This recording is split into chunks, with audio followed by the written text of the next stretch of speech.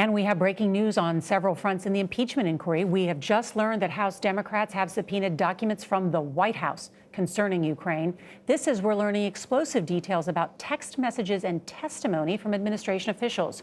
Weijia Jiang is at the White House. And Weijia, what can you tell us tonight? Nora, the House committees investigating drafted up that subpoena even before the White House missed the deadline because they did not think the legal team would turn over the goods. And now the White House has until October 18th to comply. But CBS News has learned White House counsel is getting ready to fire off a letter to House Speaker Nancy Pelosi to say until you hold an official vote, we don't have to cooperate. All this as President Trump maintains he did nothing wrong. I don't care about Biden's campaign. President Trump today was adamant there's one reason he asked Ukraine to investigate the Biden family and claimed it was not political. And I think I have an obligation to do it, probably a duty to do it. Corruption. We are looking for corruption.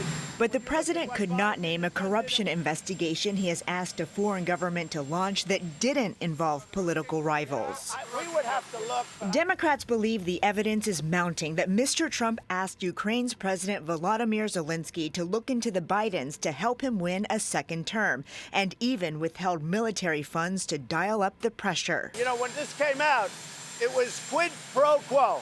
Well, there was none. Also, yesterday, the ambassador, who I heard was tremendous and a tremendous person, he was 100% for what we're saying. President Trump was referring to his former special representative to Ukraine, Kurt Volker, who testified for nearly 10 hours on Capitol Hill yesterday. In his opening remarks obtained by CBS News, Volker said the president's personal attorney, Rudy Giuliani, was peddling conspiracy theories about Ukraine that were reaching the president of the United States and impeding our ability to support the new Ukrainian government as robustly as I believed we should. Volker provided lawmakers text messages that appear to show Giuliani and other officials discussing having President Zelensky publicly say he was investigating the Ukrainian company where Hunter Biden served on the board in exchange for an invitation to visit the White House.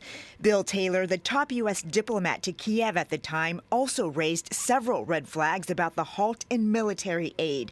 Last month, he wrote, "I think it's crazy to withhold security assistance for help with a political campaign."